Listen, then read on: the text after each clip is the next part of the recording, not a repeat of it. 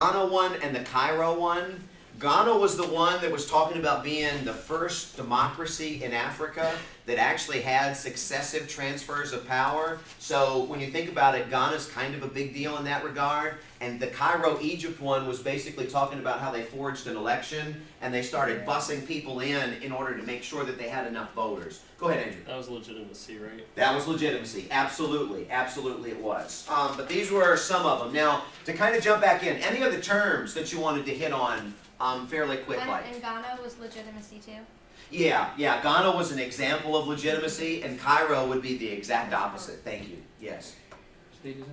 Statism. What were the 4 terms? And this could get kind of tricky because I gave you 2 ideology quizzes, and I've got 8 terms up there that could conceivably be a little bit confusing. What was the trick with statism, laissez-faire, welfare state, and also socialism?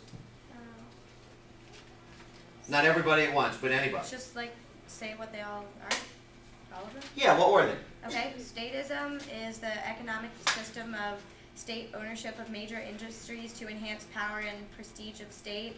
A pre-capitalist system. Welfare state owns little or no industry but does not redistribute wealth. Okay, those are the 2 questions right there. Redistribution and government ownership.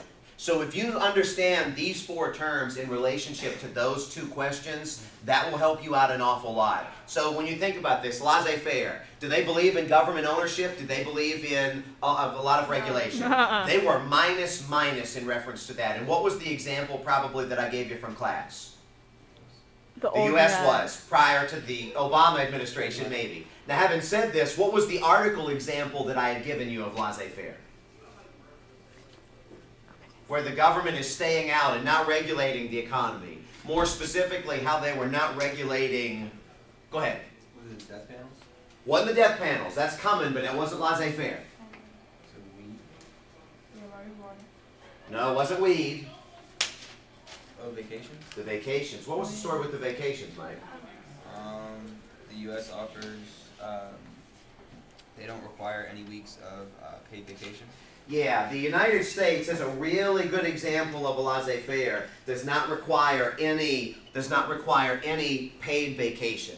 So when you think about it, this is something that you may get if your company offers it, but the government does not require this. There were some other countries like France, for example, because I really like France.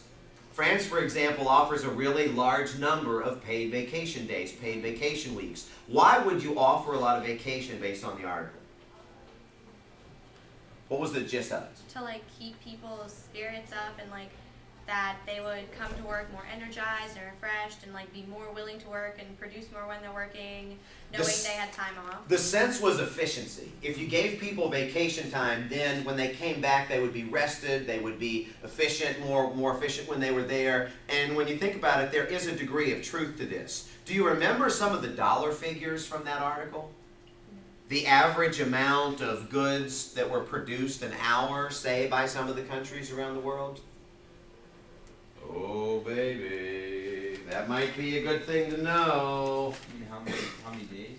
How much goods? Remember I'd asked you the question and people got mad at me because I had said, okay, how much is it that the U.S. actually, how much would you say that the average worker in the United States produces an hour? And people were like, how can you compare an attorney with somebody that stocks groceries and different things like this? It was a lot less, but the significant part was the whole, like, we produce more total, but per an hour we produce less because we work more. Yeah, this is what I was going for here. It says, Norway is actually #1 in the world at 62.66 an hour. Often criticized France, not necessarily by me, 54.03 per hour. Ireland 48.86, and then it gets down to the U.S. On average, American workers produce 47.42 an hour. Go ahead. Did you bring up the labor theory of value at all in this conversation? I don't know that I did.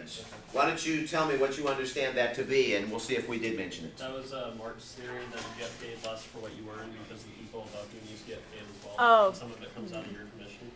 I don't think that we got into that very much, no. Not in this context, no. The book mentions it, but... I wouldn't say that you'd have to know all of these numbers, but it might be a good idea to have a reasonable idea. You don't have to know about France, but You know, Norway is number one. You know, that might be a good idea, and knowing what the U.S. is, that might be a good idea too. So kind of keep those in mind. And of course, it mentions over here as well the whole idea of the actual number of days. And Olivia, I believe you were the one that had this article. And you note up here, it talks about the minimum required days, which were the dark numbers. And we had run through that France and Spain and Sweden, we had even gotten to the point where China and Japan, here's the US over here with 0. There are unpaid days that are on average taken, or maybe days that are taken in the grand scheme of things that are vacation days that are provided by companies, but they're not required by the government. So the US does this, but the government does not require anybody to do anything as far as these are concerned. So kind of take a look at this one. Last thing we had talked about was laissez-faire, welfare state. What was that? Welfare state is when the state owns little or no industry, but does redistribute wealth to aid the less well-off. Yeah, absolutely. Low ownership, and they do redistribute. Low ownership, and they do redistribute in the welfare state. What was the problem? I mean, welfare state provides what? What are we talking about? The welfare state provides like health care benefits and stuff,